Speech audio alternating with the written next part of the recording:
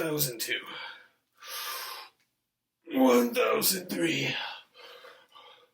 Oh, hello. I wasn't expecting company. Oh, burns. It's a deep burn. Oh, I can barely lift my arm. I did so many. I don't know if you heard, I did over 1,000. Oh, you know your uvulus connects to your upper dorsimus. It's boring, but it's part of my life.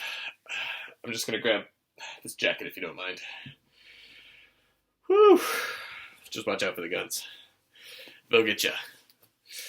I'm your Commissioner Nick.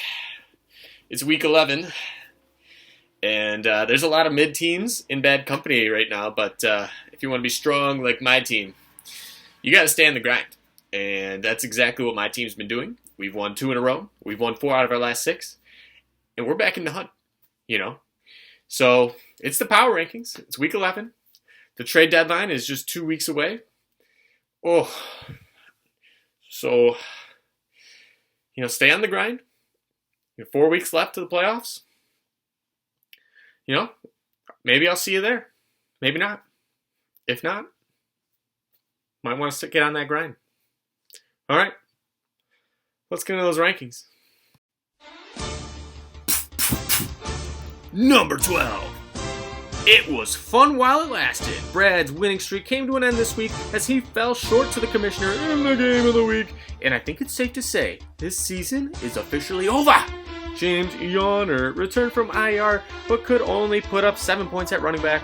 And if it's Brown, flush it down, as Hollywood had just 1 catch in the flex.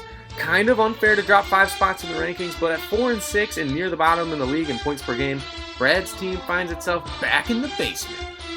Number 11. Too many cheeseburgers. Hunter's team comes in at number 11 after coming up short against Harambe and dropped to 4-6 on the season.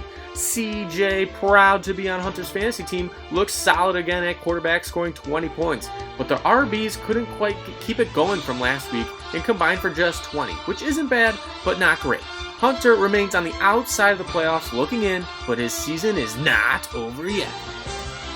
Number 10. The process. Ryan's team drops another spot after losing again this week, making that 4 in a row now. The offense played a little better this week thanks to Ryan's Lions stack returning, but Alexander Billy Madison blew it, getting injured and only scored 4 points. And the Packers defense could only add a single point of their own. Now 5-5 on the season, playoffs are in real jeopardy at this point. Justin Jefferson can't come back soon enough. Number 9.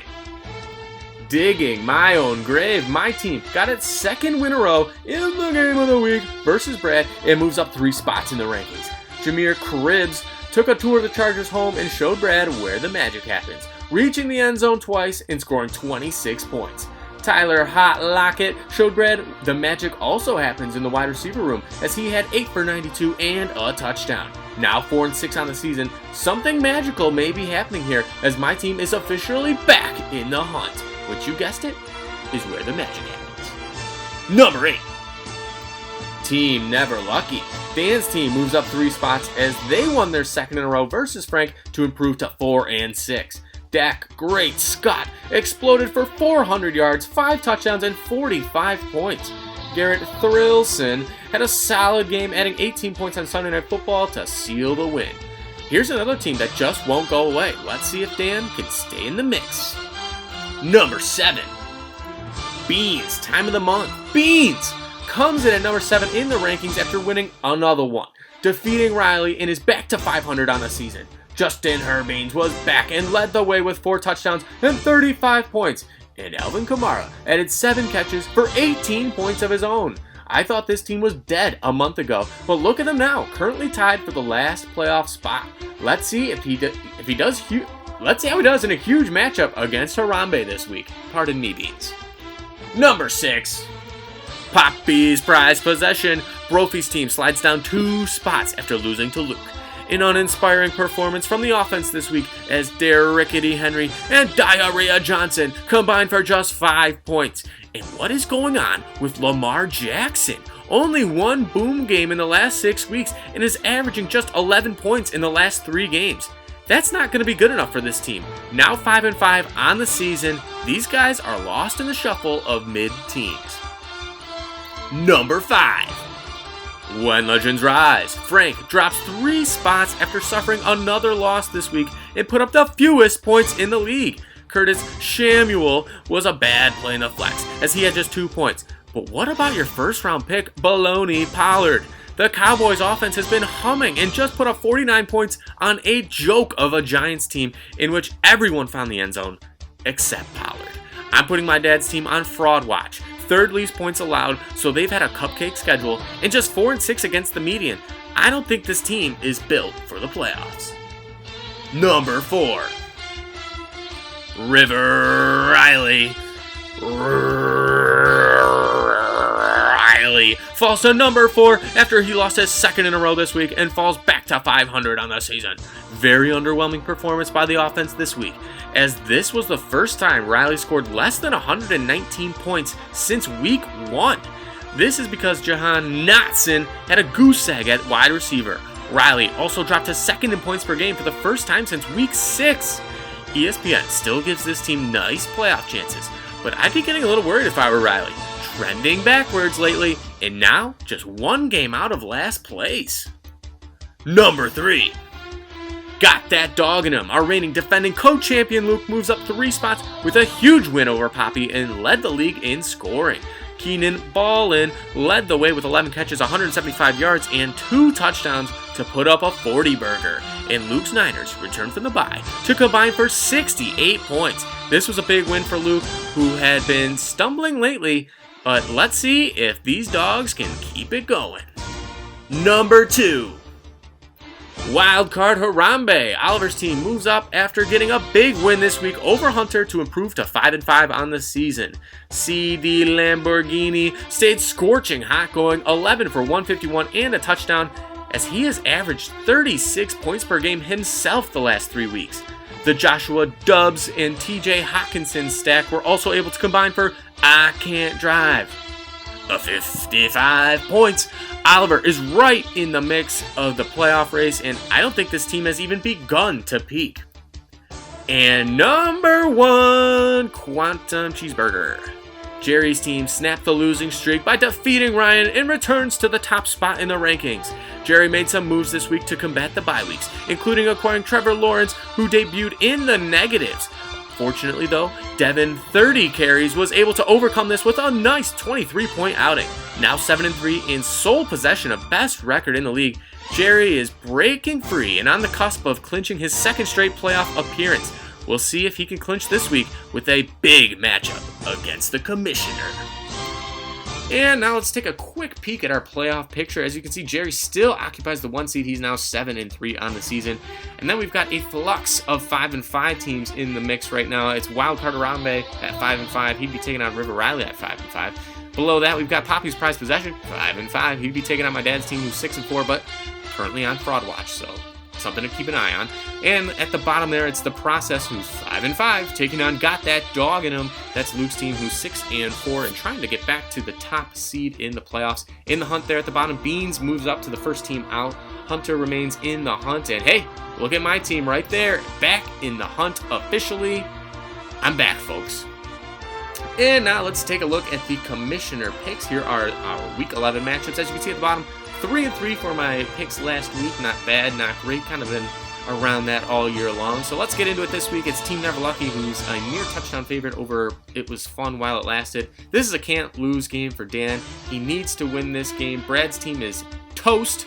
It's a battle of 2 mediocre teams, but Dan can't lose this one. I'm taking Dan to get the win. Poppy's Prized Possession taking on When Legends Rise. Both of these Brophy's team is 5-5. My dad's team is 6-4, but both of these teams are right there in the middle of the playoff race. Could be a future playoff matchup, who knows.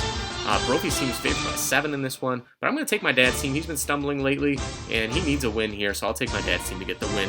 Too Many Cheeseburgers taking on Got That Dog in Him. Could have been a game of the week candidate. These 2 grad brothers going head-to-head. Luke's team, he's a 4-point favorite in this one, and he's 6-4. Hunter is 4-6. So in the battle of grad brothers, I'm going to take Luke's team. He's simply been the superior grad brother this year, and he's our reigning co-champion for a reason.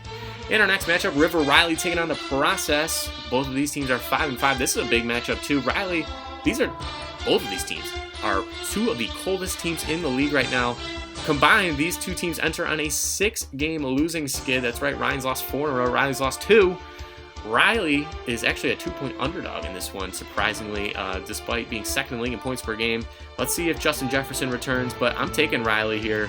I don't see how he doesn't win this game right here. And at the bottom, digging my own grave, taking on Quantum Cheeseburger. It's my team versus Jerry in a huge game. I've only lost to Jerry once in my life. That was last year, but Jerry enters as a 3-point favorite. And I'm kind of glad Jerry won last week because I didn't want to face him when he was on a 3-game losing streak. I think he got his win out of the way last week. I think he very much could lose this week. And let me tell you, Jerry, God says to make your enemies your footstool, and that's exactly what I'm going to do to you this week when I defeat you and move up into the playoff race. And that's what I'm going with. My team get the win. And in the game of the week, we've got an old rivalry, a battle of brothers, and arguably two of the hottest teams in the league right now. It's Wildcard Harambe taking on Beans Time of the Month. Oliver's owned his younger brother historically, going 11-7 against him all time.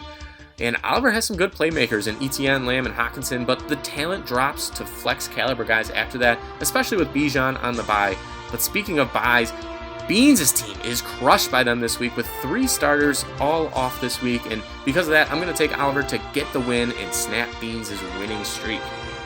And that's all I've got for you guys this week, so now I'd like to welcome on a very special guest, some might say the dog of bad company. It's our reigning defending co-champion, general manager of Got That Dog in Him, Luke.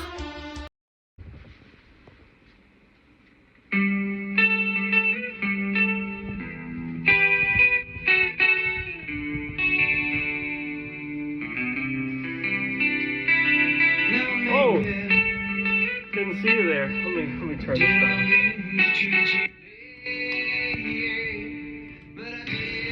What's up, bad company? It's your reigning co-champ, Luke, GM of Got That Dog in Him. And I'll tell you who didn't have that dog in him this week was Hoppy's prized possession. No, Brophy. It was a close one, but only 70 more points than he would have gotten there. And for that, I'd like to thank Keenan Allen for showing me that he had that dog in him this week. But anyways, looking forward to this week's matchup against Too Many Cheeseburgers. Hunter, my own brother. It's going to be a good one. Hunter's been having kind of a down year, 4-6, 6-4 over here. But that down year is going to stay that way after this week's matchup. Hunter, I'm coming for you.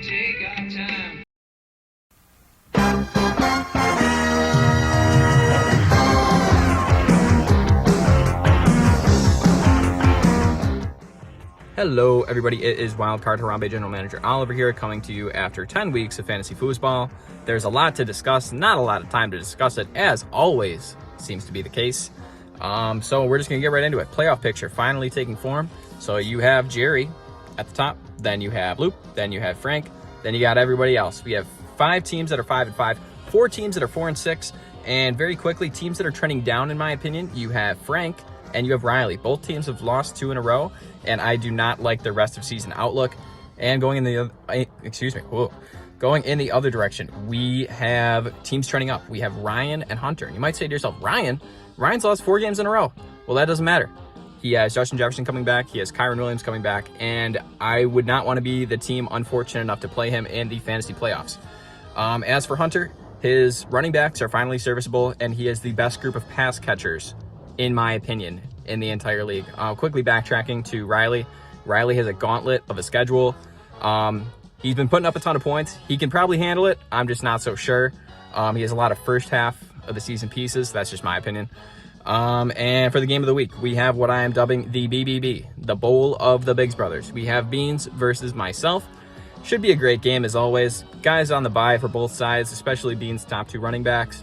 But I'm calling out Beans. Beans, you need to win this week. You have to. It's not a choice. If you do not win, I am saying it, you will not make the playoffs. And that's all I got for you. Have a good one. Good luck.